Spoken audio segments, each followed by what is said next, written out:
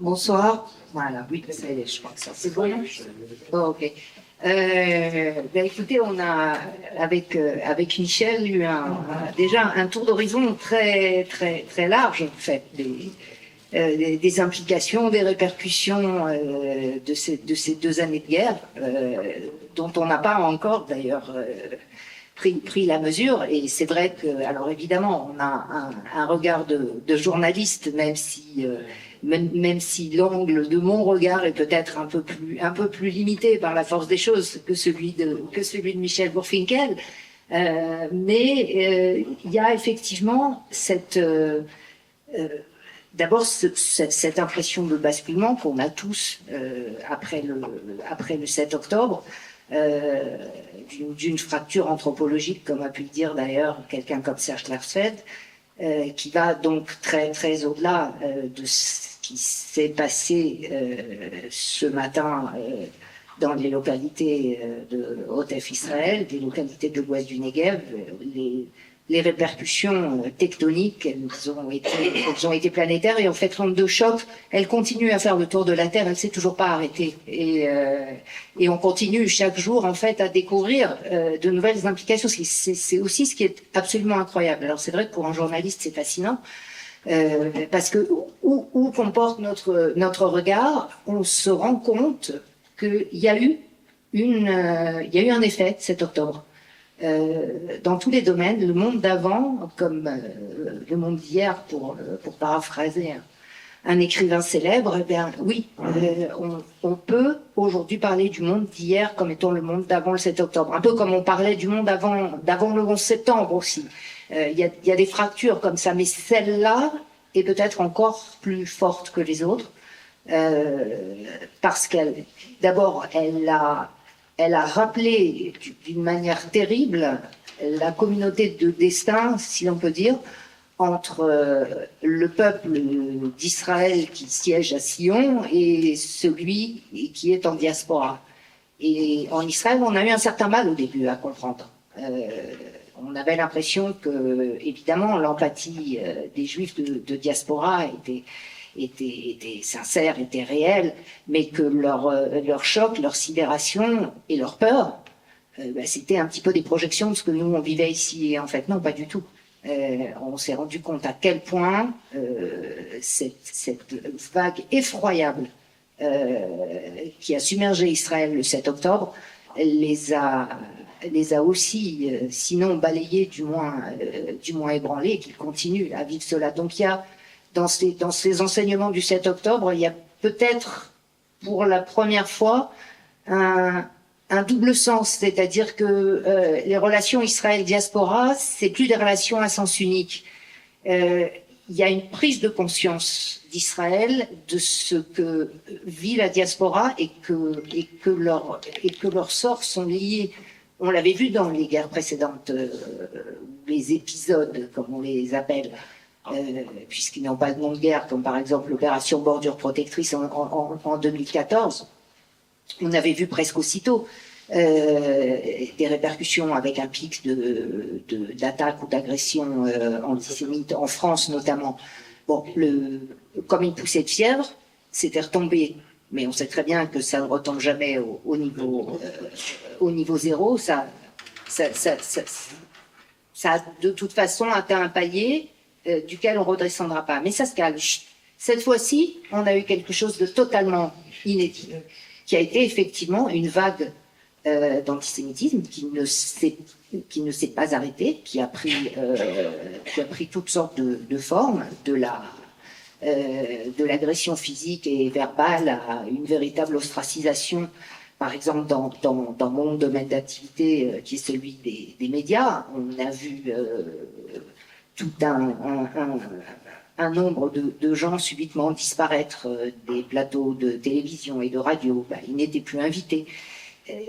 Oui, c'est un peu gênant, c'est un peu inconfortable. Alors on n'ose pas dire les choses franchement, mais ou alors on est l'Israélien de service et on accepte de se rendre dans telle ou telle émission en sachant qu'on arrive pour être plus haut pilori, ce qui n'est pas non plus extrêmement plaisant.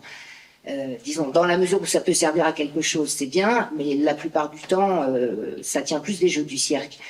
Et un des enseignements aussi de cette guerre du 7 octobre, ça a été justement, d'une certaine manière, un recul des médias dits traditionnels, même si on parle de télévision ou surtout évidemment de sites internet, ce qu'on appelle les pure players, donc ceux qui sont uniquement dans le format numérique. Ben, en réalité, les journalistes professionnels se sont retrouvés à la remorque des réseaux sociaux. Ça aussi, c'est un élément nouveau. On a vu dans plusieurs épisodes au cours de ces dernières années les réseaux sociaux prendre une place, sinon dominante, mais de plus en plus influente. On l'avait vu notamment avec les émeutes des printemps arabes. Ça fait maintenant une quinzaine d'années. C'était la première fois qu'on voyait une espèce de mobilisation horizontale. Et non pas hiérarchisé, ce qui était aussi un phénomène intéressant, sauf que évidemment à l'époque c'était un peu empirique et un peu du bricolage. Aujourd'hui, tout ça est devenu extrêmement encadré, instrumentalisé. On connaît les fermes de trolls développées par les Russes.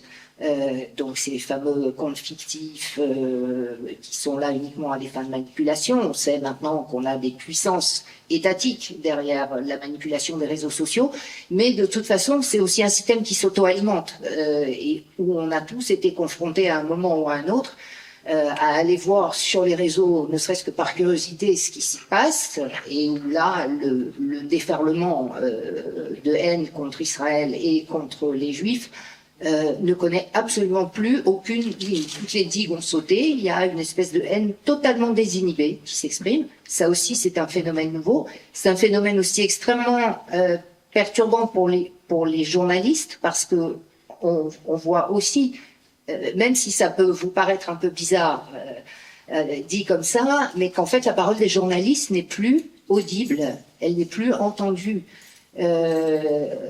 Les journalistes ne sont plus vraiment en mesure de faire leur travail, d'abord parce qu'on leur en laisse pas le temps, justement, parce que ce sont des médias de l'immédiateté et aucun journaliste ne peut concurrencer une information qui file à toute vitesse sur les réseaux sociaux. Alors il faut évidemment du temps pour la vérifier, on l'a pas toujours.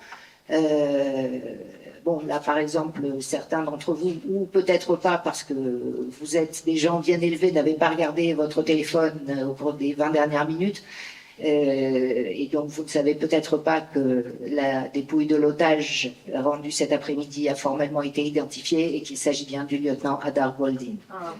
Après 11 ans, voilà, ça y est, maintenant il est rendu à sa famille et il va pouvoir être inhumé comme il faut. Bon, alors voilà, l'exemple, par exemple. Ça, cette information-là, évidemment, elle a pu faire l'objet de rumeurs qui ont tourné, etc., pendant des heures, mais on savait qu'il y avait une étape incontournable, c'était évidemment l'identification légiste qui a été faite, l'information est donnée. Mais pour une information vérifiée, combien circulent et ne le sont pas? Et cela fait aussi partie de cette guerre, à la fois avec des règles, puisque c'est devenu, ça a été transformé en arme, et en même temps aussi un terrain anarchique et chaotique total, avec lequel il faut faire, contre lequel il faut se battre, et on a vraiment l'impression d'être comme Sisyphe. Là, c'est une tâche absolument sans fin, mais c'est aussi ce bouleversement avec lequel il faut compter depuis le 7 octobre. Alors on le voit évidemment s'exprimer aussi dans d'autres domaines, mais pour Israël, là clairement la supériorité tactique, technologique est nulle. Israël n'a pas pu faire face à ce raz-de-marée à aucun moment. Et quand bien même Emmanuel nous en parlera certainement avec son expérience au ministère des Affaires étrangères. Qu'est-ce qu'Israël aurait pu faire de mieux pour lutter contre cette désinformation? Ça a fait l'objet ici de beaucoup de colloques, mais on avait l'impression d'un sujet encore théorique ou supportable. Aujourd'hui, évidemment, ça ne l'est plus. On est dans un contexte de guerre globale. Donc ces éléments-là sont extrêmement déstabilisants. On avance sur des sables mouvants. Le paysage change en permanence. C'est devenu extrêmement difficile d'anticiper. Or, il faudra de toute façon y arriver parce qu'il y a des lignes de force qui sont constantes, ne serait-ce qu'en stratégie. Michel Bourfinkel l'a rappelé, Thucydide reste une référence depuis l'Antiquité, c'est-à-dire que les fondements, les lignes de force, les raisonnements de base sont toujours les mêmes. La lutte du plus fort contre le plus petit, la chaîne alimentaire, tout ça, ce sont des constantes. Ce sont des constantes, mais avec des nouveaux visages auxquels on a effectivement beaucoup de mal. Ou en tout cas un certain mal à s'adapter. On a aussi cette impression d'avoir affaire à un monde de prédateurs, comme le dit un essayiste d'un Paoli. On est vraiment dans une heure des prédateurs, c'est-à-dire que là aussi les rapports de force changent. Donald Trump a introduit aussi une toute autre manière de faire de la diplomatie, de faire de la dissuasion, de faire des relations internationales, des relations transactionnelles. Tout ça aussi est extrêmement troublant. Qu'est-ce qui reste ou qu'est-ce qui va rester de la souveraineté des États dans ce type de configuration? C'est aussi une des interrogations, à défaut d'un des enseignements du 7 octobre. La question se pose évidemment avec le plan de reconstruction de Gaza. Quelle place, quel droit de regard, quelle marge de décision aura l'État d'Israël une fois que le plan sera validé par le Conseil de sécurité? Sous quelle forme? Il y a des véritables questions. Se mettre, et le mot a été employé à plusieurs reprises depuis l'entrée en vigueur du cessez-le-feu, se mettre sous la tutelle ou sous le protectorat des États-Unis. Alors, c'est peut-être un peu schématique et un peu simplifié, mais il y a une vraie question aussi. Même si Israël dépend depuis des décennies aussi de l'aide américaine, de son aide stratégique, de son aide militaire, de son aide diplomatique. Mais si on entre dans une nouvelle façon de voir les relations internationales, comment est-ce que Israël garde son indépendance et sa souveraineté, au moins dans sa marge de manœuvre, qu'elle soit diplomatique, qu'elle soit militaire? Ça aussi fait partie des questions qui se posent après ces 2 années de guerre et le 7 octobre. Et les questions sont infinies. On l'a vu aussi avec, évidemment, la métaphore de Chibolette. Bah oui, Israël-Palestine, on a vu ce que c'est devenu dans le débat intérieur, pas seulement en France, à peu près dans tous les pays d'Europe, avec les conséquences aussi que cela peut avoir pour Israël dans tout un tas de domaines, y compris académiques. Je crois qu'on y reviendra. Et il y a énormément, c'est probablement un des bouleversements les plus énormes, à la fois pour Israël depuis sa création, mais pas seulement pour Israël, bien au-delà.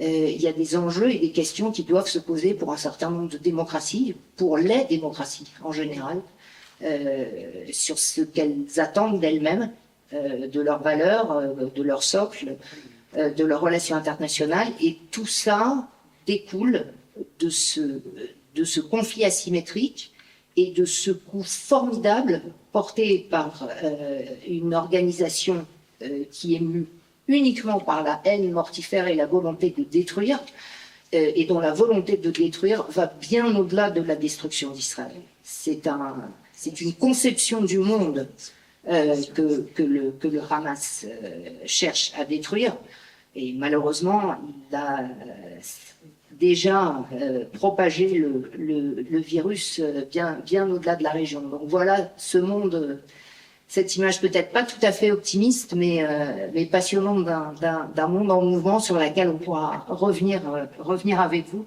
Et je vais passer la parole à Emmanuel. Merci.